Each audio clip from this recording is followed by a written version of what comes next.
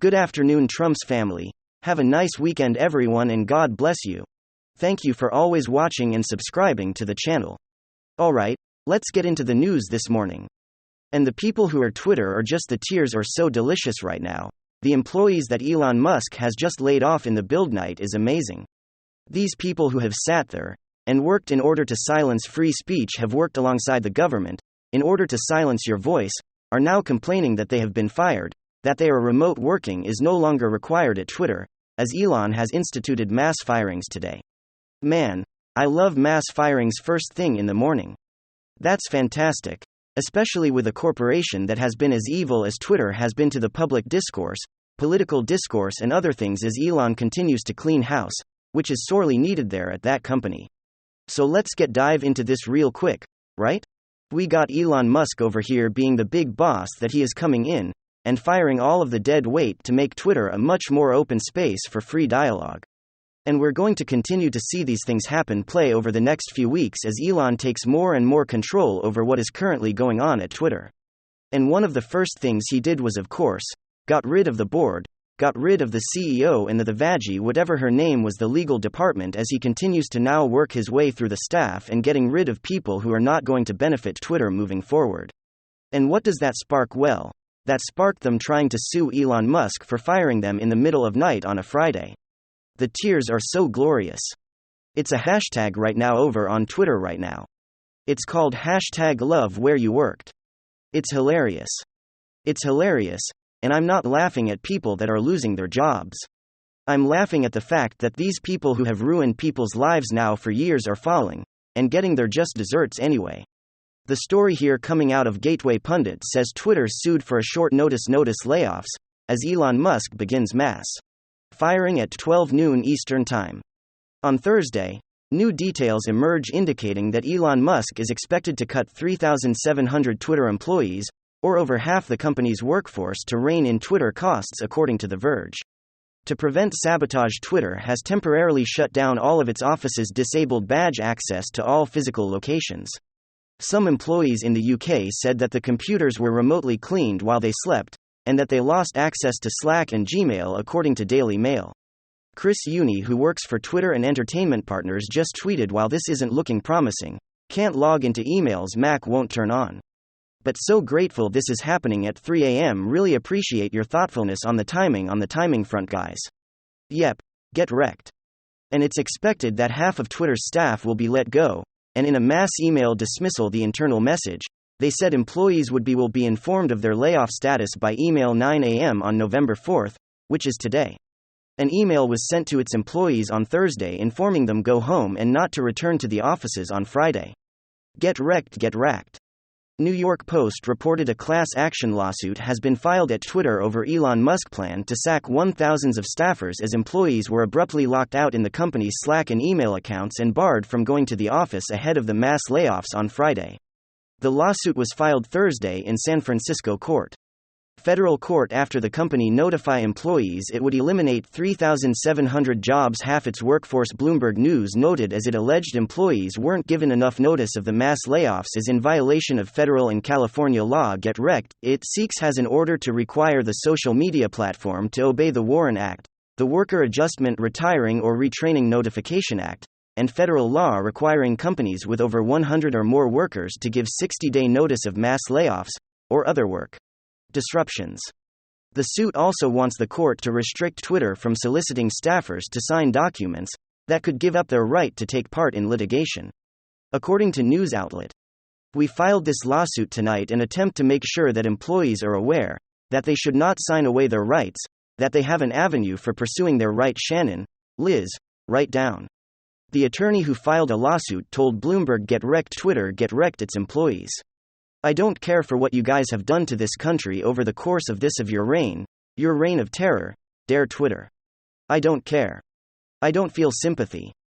Get wrecked. I'm sure there's some other left-wing company out there that will hire you. I'm sure you won't go very long without finding a job, however, for you to expect to have stood on and stayed on with Elon after him taking control of the company, knowing what he was going to do. He was going to lay off many of you guys. I'm so happy that is happening today. And then, this is some big news. History is currently being made. It seems as though the Democrats knew what they were doing. The Democrats knew that it was the right decision to pull out of Florida. Everything that we covered last week from a Democrat strategist in the state claiming that it's pretty much doomed for Democrats and they know it, that the state is essentially lost. Well, it's all true. In fact, it's so true that something historic just happened. One of the greatest and fastest political shifts in such a key massive, huge population state, if I'm not mistaken, off the top of my head. I think there's 21 to 22 million people in the state of Florida. And it's a pretty small place, geographically speaking, a massive population center, and it has shifted so incredibly over the last 4 years since 2018. You know, seismic political shifts like this don't happen very often. And they especially don't happen in such a short periods of time. And in such massive numbers. We're talking about a voter shift of nearly 1 million voters in 4 years, and not to mention the hundreds of thousands of people who are moving to Florida helping grow that trend. I'm pretty sure after the census in 2020, the great state of Florida gained an electoral vote from 29 to 30. It's becoming Texas 2.0, except it's its own beast entirely. And yesterday, something incredible happened which really takes it to a whole other level. Historically, left-wing Miami-Dade County is on track and on the verge of becoming majority Republican, one of the first big major Democrat metropolitan areas. This is absolutely insane, friends, but it's also not exactly surprising. We've been expecting it, but honestly, I don't know if we were expecting it this soon. Alright folks, take a look at this headline right over here. Florida GOP takes the lead in early voting in traditionally blue Miami-Dade. The Republican swing was interpreted as a sign of support among the region's Hispanic voters for Governor Ron DeSantis, and a lack of enthusiasm for his Democrat challenger Representative Charlie Crist, in an extraordinary sign of trouble for Democrats in Florida ahead of Election Day. The number of registered Republicans voting in Miami-Dade County surpassed Democrats on Wednesday, one day after President Joe Biden visited the area on a campaign swing. Is it possibly connected? Is there a correlation here? Who knows? It's possible that Joe Biden showed his ugly mug and people got a serious reality check. Oh, we better head to the polls if Charlie Crist is associated with this clown. But of course, jokes aside, on Wednesday in Miami-Dade, more Republicans have voted in early voting and vote by mail than Democrats. The most populous county in Florida, Miami-Dade, with more than 1.5 million registered voters, has been a Democratic stronghold along the state's Gold Coast, with largely blue Broward and Palm Beach counties. For a generation, they had provided a bulwark of reliability Democratic votes against less populated Republican counties across Florida, including most of the Panhandle and Southwest Coast. Less than a week before Election Day, Miami-Dade was looking more red than blue. "This is not what we expected," said Christine Alexandra Olivio, the Democratic House candidate to Florida's 26th congressional district in South Florida. "This is worse than what we expected. We're getting our butts kicked right now." She was running against Republican Representative Mario Diaz-Balart, the longest-serving member of Congress in Florida. Registered Democrats still outnumbered Republicans in Miami-Dade. But the latest figures indicated Democrats, at least so far, were voting in far fewer numbers than their GOP counterparts. And boy, oh boy, is that an important statement or sentence right over there? It's what we've been telling them forever. Look, where do you know? The Democrats outnumber Republicans? Not so much in the whole state of Florida, but especially in these big metropolitan areas. And in most states, in every single swing state, there are more Democrats than Republicans. The polling data hasn't been accounting for the most important factor here: voter turnout and enthusiasm. There may be more Democrats, but the question is, are Democrats going to go out of their way to vote in this election? I never thought so. And it's looking like that's the case. Democrats may have a 2-3% lead in a couple polls here and there and in important races. Question is that going to hold up? Well, if things go the direction of Miami-Dade, the answer is no. This is vote by mail. In early voting, this is usually where we see Democrats pull ahead in massive margins. In some cases, you see Democrats up hundreds upon hundreds of thousands of votes in early voting and vote by mail. What does that tell you? If in blue, Miami-Dade County in early voting Republicans are leading, well, it tells you two things. The first is that this red wave is very likely to be much bigger than anyone anticipated. It's looking like the red tsunami is here, and secondly, it's looking like Miami-Dade is falling out of the Democrat graphs. We have been seeing gains every single election cycle from Donald Trump's incredible day 3 in the great state of Florida in 2016, which he of course expanded on in 2020. Well, just 2 years later in 2022, that margin that Donald Trump was closing in on in Miami-Dade might finally be flipping. Democrats still hold the voter registration edge. The question is for how long. If things keep going the way that they're going in Florida, it's going to be a Republican stronghold that Democrats will avoid or reluctantly have to spend money in and campaign in. And what does that mean? That means 30 electoral votes moving forward in that Republican column joining in with Texas. That means Texas and Florida combined are now more powerful than California. That is huge. And if Republicans can start relying on those electoral votes, well, it gives them a tactical advantage moving into general elections.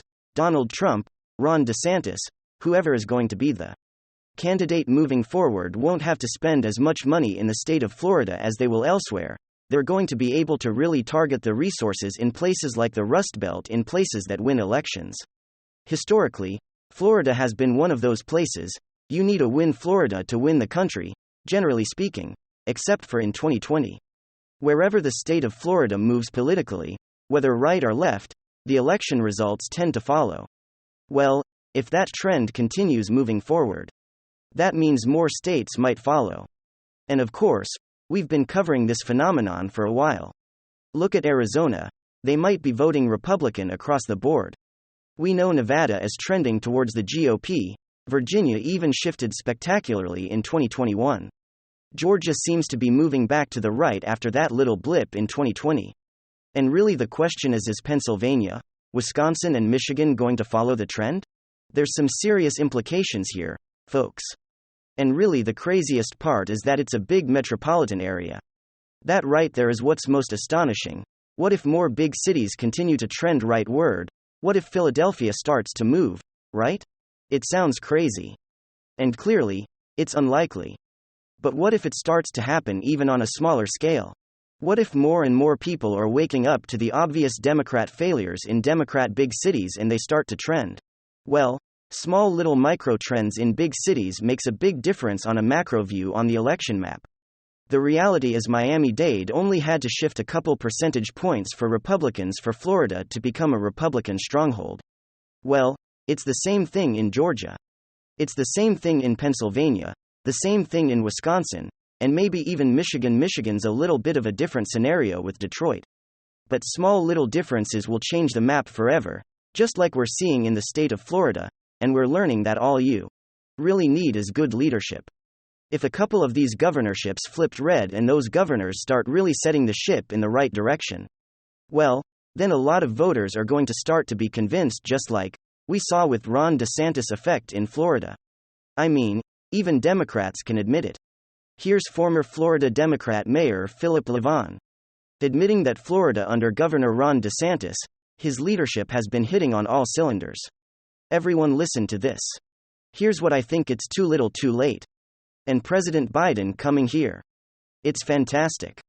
But unfortunately, the Democratic Party of Florida has been in a semi-conscious coma for a long period now. And I don't think a week out that's going to do much, if anything whatsoever. I mean, think of what's going on. As far as the messaging, Florida has been hitting on all cylinders. And I'm a Democrat telling you this. What Floridians concerned about? They're concerned about inflation.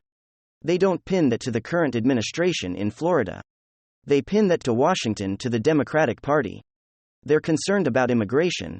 They're concerned about crime. Think about what's going on in our country right now. People are getting mugged. They're getting mugged on the city streets. But they're also getting mugged when they go to the grocery stores. So that is something that they're pinning on the Democratic Party in Washington. They're not pinning it on the Republican Party that's controlling the state of Florida. So I don't believe that have any impact, if any at all at this point and so late in the game. Okay folks, well, need I mention that the state of Virginia now has Glenn Youngkin leading them. Arizona is on the verge of electing Kari Lake. Tudor Dixon stands a chance, and Michigan Tony Evers is about to be unseated. In Wisconsin, from what I'm seeing, well, if they could do a good job, and it really shouldn't be that hard to outperform the Democrats, we might be seeing a totally different election map moving forward. We might be seeing the demise of the Democrat Party in the near to short term until they really reform and fix their image problem and their policy problem. We'll have to see exactly what happens. I mean, a lot of this is speculation. Most of it is total fantasy, to be completely honest with you, but it's not exactly impossible. If other leaders in other states follow the great state of Florida's incredible transformation, some historic stuff, folks, let me just repeat, Republicans are leaving early voting and vote by mail in blue Miami-Dade. If the Democrats weren't in full panic mode before, let me tell you, the panic is setting in.